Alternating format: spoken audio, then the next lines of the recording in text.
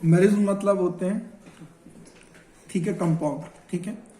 ऐसे बहुत से कंपाउंड होते हैं, मेनी ऑफ कंपाउंड जिनके मॉलिक्यूलर फॉर्मूले कैसे रहते हैं, सेम रहते हैं, बट इनके जो स्ट्रक्चर फॉर्मूला रहते हैं वो कैसे रहते हैं, डिफरेंट। उनको अपन कहते हैं आइसोमर, ठीक है। ऐसे बहुत से आपके पास क्या होते हैं कंपाउंड जिनके मॉलिक्यूलर फॉर्मूले कैसे रहते हैं, सेम, मतलब फॉर्मूले सेम रहेंगे, पर जब इनके स्ट्रक्चर बनाए जाते हैं तो वो क्या रहते हैं, डिफरेंट डिफरेंट। तो इनको कहते हैं आइसोमर, ठीक है।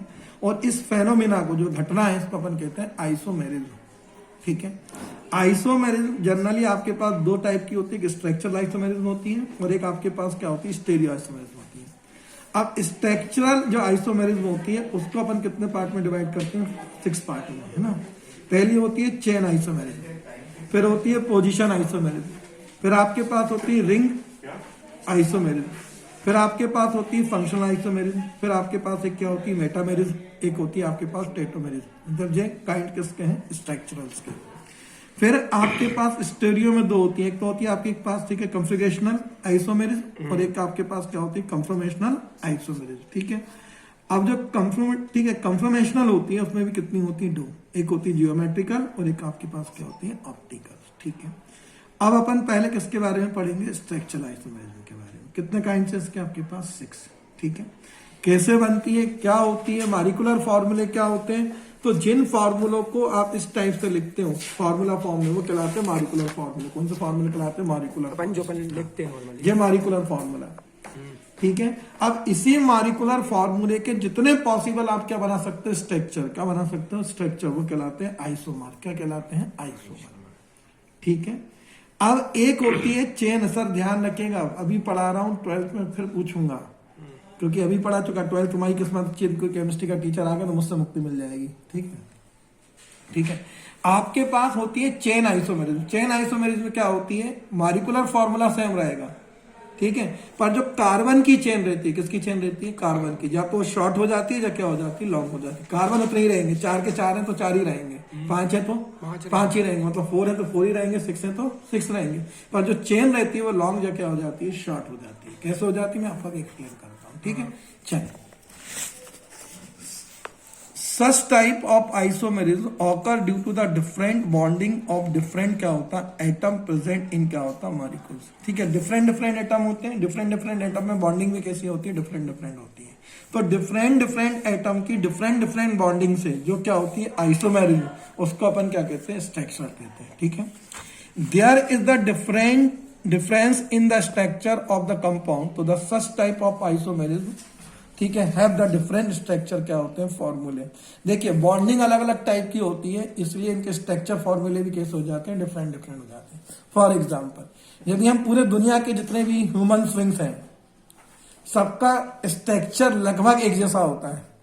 ह्यूमन इंसान, सबकी 2 आंखें होती हैं, सबके 2 हाथ होते हैं, सबके मतलब एक सा होता है, वो हमारा मॉलिक्यूलर फॉर्मूला। कौन सा फॉर्मूला है, पर जब हम अपने स्ट्रक्चर देखें, हमारी बॉडी स्ट्रक्चर सबके कैसे हो जाते हैं, अलग अलग हो जाते हैं, ठीक है। तो हम सब क्या कहलाते हैं, आइसोमर कहलाते हैं। क्या कहलाते हैं, आइसोमर कहलाते हैं। क्या कहलाते हैं, आइसो, जिनके मॉलिक्यूलर फॉर्मूले सेम है, हाँ, पर स्ट्रक्चर फॉर्मूले कैसे हैं, डिफरेंट डिफरेंट। अच्छा, मतलब जो अंदर, हाँ, ठीक है, वो डिफरेंट डिफरेंट है। बाकी है हम सब क्या है, ह्यूमंस हैं, सबके नेचर एक जैसे ही होना चाहिए, पर स्ट्रक्चर फॉर्मूले कैसे होते हैं, डिफरेंट। ऐसे ही क्या होते हैं, कार्बनिक कंपाउंड्स होते हैं। कार्बनिक कंपाउंड के मॉलिक्यूलर फॉर्मूला कैसा रहता है, सेम रहता है, पर उनके स्ट्रक्चर फॉर्मूले कैसे बन जाते हैं, अलग अलग। ये डिपेंड करता है बॉन्डिंग पर, किस पर डिपेंड करता है, बॉन्डिंग पर, ठीक है।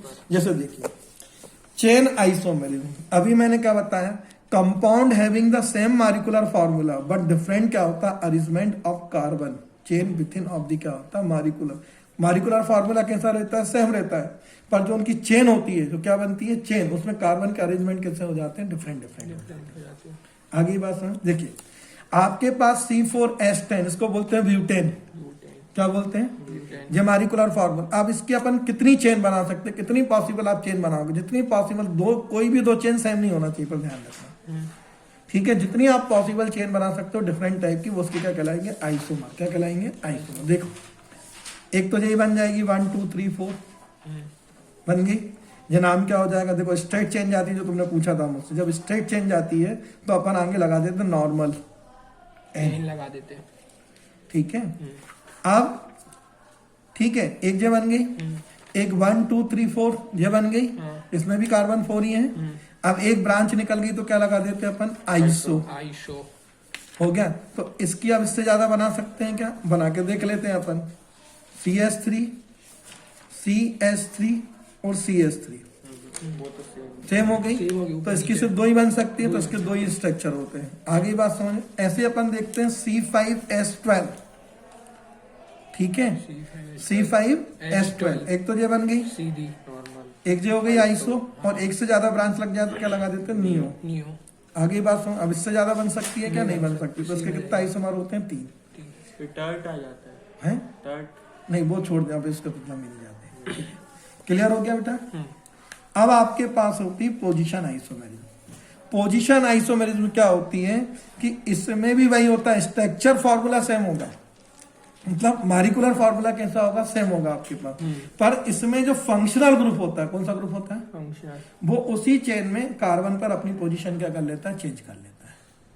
जैसे मान लो आपकी क्लास में 4 सीट है, 1 2 3 4। अब मान लीजिए उसमें से कोई एक मेन बच्चा है जो पढ़ने लिखने में पूरी क्लास को डिसाइड करता होगा, मतलब पूरे क्लास का कैरेक्टर उस बच्चे पे डिपेंड करता है। अब मान लो पहले दिन आके वो एक फर्स्ट सीट पे बैठ गया, तो उसकी पोजीशन क्या हो गई, फर्स्ट हो गई।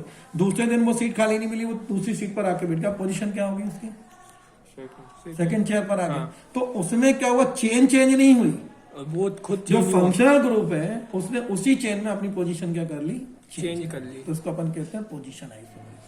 अच्छा, मतलब सर, मतलब वो नहीं हुआ चेंज, उसने उससे पोजीशन चेंज। चेन आइसोमेरिज्म में क्या होता है, चेन लॉन्ग हो जाती है या शॉर्ट हो जाती है। जैसे ये लॉन्ग थी, ये शॉर्ट हो गई, है ना। पोजीशन आइसोमेरिज्म कौन पर डिपेंड करते हैं, फंक्शनल ग्रुप पर। जो फंक्शनल ग्रुप जो रहता है वो अपनी पोजीशन क्या कर लेता है, चेंज कर लेता है। तो देखो इधर देखो 1 2 3, 1 पर क्या लगा है, क्लोरो हो गया। अब इधर देखो तो 1 और 1 2, अब क्लोरो काय पर आ गया, 2 पर आ गया। तो जहां पर भी आपके पास क्या थी, प्रोपेन था, और जहां भी क्या आपके पास प्रोपेन ही है, पर जहां फंक्शन ग्रुप कौन सी पोजीशन पर है, फर्स्ट पर, और जहां पर कौन सी पर है, सेकंड पर।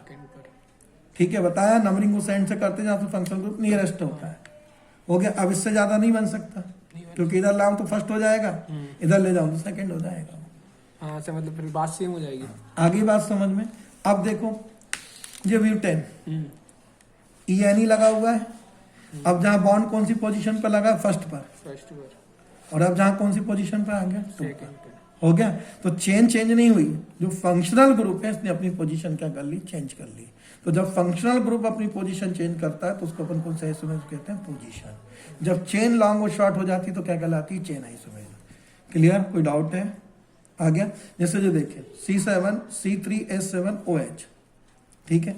अब जहां एल्कोहल कौन से ग्रुप पर जुड़ा हुआ है, OH फर्स्ट पर जुड़ा हुआ है, जहां पर कहीं पर आ गया, सेकंड पर। तो जहां फंक्शनल ग्रुप ने अपनी पोजीशन क्या कर ली, चेंज कर ली, क्या कहलाती है, पोजीशन आइसोमेरिज्म। अच्छा, आ गया समझ, मतलब पोजीशन चेंज करना। क्लियर। चेन में कौन लॉन्ग शॉर्ट हो जाता है, चेन। पोजीशन में कौन होता है, जो फंक्शनल ग्रुप होता है वो अपनी पोजीशन क्या कर लेता है, चेंज कर लेता है। आ गया समझ में। आपको जो फॉर्मूले दिए जाते हैं, आपसे बोले जाते हैं, ठीक है, ड्रॉ द पॉसिबल आइसोमर, तो अपन को 2 बनाने ड्रॉ पड़ेंगे। करना। वो हमको नहीं मालूम कितने बनेंगे, वो आपको बनाना। आया था कि जब आपकी बेंजीन रिंग में कौन सा ग्रुप जुड़ जाता है, CS3, है ना, तो उसको अपन टॉलुइन बोलते हैं। पर एक और CS3 जोड़ दे तो उसको अपन बोलते हैं जाइलिन। क्या बोलते हैं, जाइलिन। अब फॉर्मूला यही रहेगा, पर इधर कौन सी पोजीशन पर है, आर्थो। इधर काय पर आ गया, वो मेटा। इधर कौन सी पोजीशन पर आ गया, पेरा पर। ये पढ़ाया, आर्थो मेटा पेरा, आर्थो मेटा पेरा। हो गया। तो इधर कौन सी पोजीशन पर है, आर्थो। इधर काय पर है, मेटा। इधर काय पर है, पेरा। तो ये कहलाते हैं आइसोमर। कौन सा आइसोमर कहलाएंगे, ये पोजीशन आइसोमर। आ गया समझ में। अब आपके पास होता है रिंग चेन आइसोमेरिज्म। ये किसमें होती है, जिनमें एल्केन, एल्काइन, ठीक है, रिप्रेजेंट विथ आप क्या होता है, साइक्लो कंपाउंड। जब इनकी क्या बनाई जाती है, देखो मैंने आपको बताया था रिंग 2 टाइप की होती है। एक एलिफेटिक रिंग होती है, जो बेंजीन रिंग होती है, जिसमें बीच में क्या आता है, न्यूक्लियस। ये या अल्टरनेटिव कौन से बॉन्ड लगे रहते हैं, डबल बॉन्ड। और एक रिंग इस टाइप की होती है जिनमें डबल बॉन्ड नहीं आते, ठीक है। इनमें क्या होता है, आपके पास वो सिंपल जो कौन सी चेन होती है, स्ट्रेट चेन होती है जो किसके फॉर्म में कनेक्ट हो जाती है, रिंग के फॉर्म में। ठीक है, देखिए साइक्लो फॉर्म में। ठीक है, ये 1 2 3 3 कार्बन है, क्या बोलते हैं अपन, प्रोपेन लाइन, ई ये नहीं लग जाएगा डबल बॉन्ड से, है ना। अब आप इसको उठा के इस तरीके से बना दो तो नाम हो जाएगा साइक्लोप्रोपेन। ये है किस फॉर्म में कनेक्ट कर दिया इन पर, इनके फॉर्म में, तो नाम क्या हो गया, साइक्लोप्रोपेन। आ गया समझ? लेकिन डबल बॉन्ड नहीं लगा इसमें तो जरूरत नहीं है भाई, नंबर ऑफ कार्बन चेंज थोड़ी हो रहा है। हाँ हाँ बॉन्ड अच्छा कौन सा आ रहा है, सिंगल बॉन्ड आ रहा है, कोई जेविकाई की, प्रोपेन की जेविकाई की है। नहीं सर इसमें डबल बॉन्ड ई नहीं है, इसमें डबल बॉन्ड हट जाएगा। और लंबा वक्त कार्बन चेंज हुए क्या, नहीं अच्छा अपन को सी पे ध्यान देना, कार्बन पे। एक ही है, इसको अपन ओपन चेन भी कर सकते हैं, इसको अपन क्लोज चेन भी कर सकते हैं। आगे बात समझ में क्लियर? अब एक होती है सर, ये आपके पास बहुत इंपॉर्टेंट है, फंक्शनल ग्रुप आइसोमेरिज्म। आप 12th क्लास में जाएंगे तो ऑर्गेनिक के 4 चैप्टर हैं, ठीक है। अभी आप इस क्लास में नोमेनक्लेचर सीख रहे हैं, आप आइसोमेरिज्म सीख रहे हैं, आप हाइपर कंजक्शन सीखेंगे, आप बहुत सारी चीजें सीखेंगे।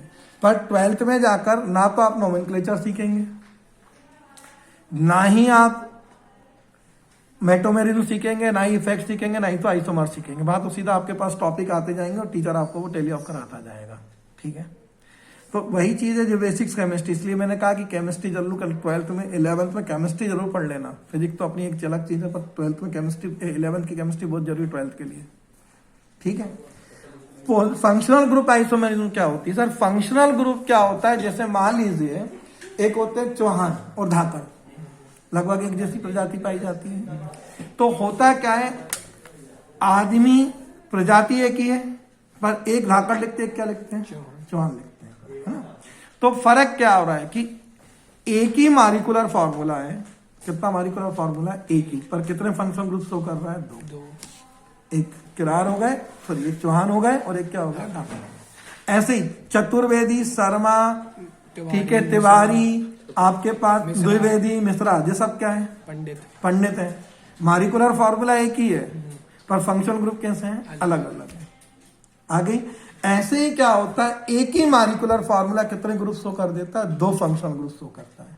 तो उसको अपन कहते हैं फंक्शनल ग्रुप आइसोमेरिज्म। एक ही मारिकुलर फॉर्मूला, फंक्शनल ग्रुप कितने हो जाएंगे, 2। जैसे नेक्स्ट ईयर आप 12th में जाओगे तो आप हेलो एल्केन और हेलो एरिन सिंगल पढ़ोगे, क्योंकि वो किसी के आइसोमर नहीं होते। पर जब आप बात करते हो एल्कोहल और ईथर, तो आप एल्कोहल के साथ किसको पढ़ोगे, ईथर को, क्योंकि एल्कोहल और ईथर एक ही मारिकुलर फॉर्मूला होता है, पर 2 कितने ग्रुप शो कर देते हैं, 2 फंक्शनल ग्रुप, ठीक है।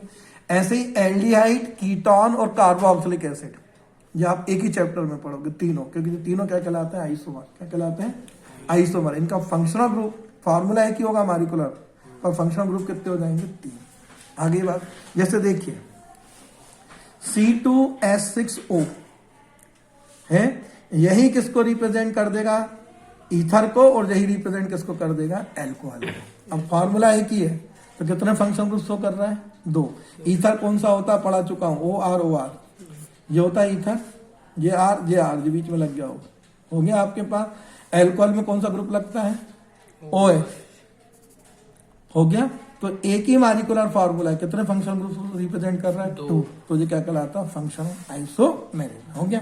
अब C3H6O, ये किसको रिप्रेजेंट कर रहा है, एल्डिहाइड को, और अब ये किसको रिप्रेजेंट करने लगा, CO ग्रुप, कीटोन को, ठीक है। अब फार्मूला कितना है, एक ही है, पर कितने फंक्शनल ग्रुप शो कर दिए उसने, 2 नहीं 3।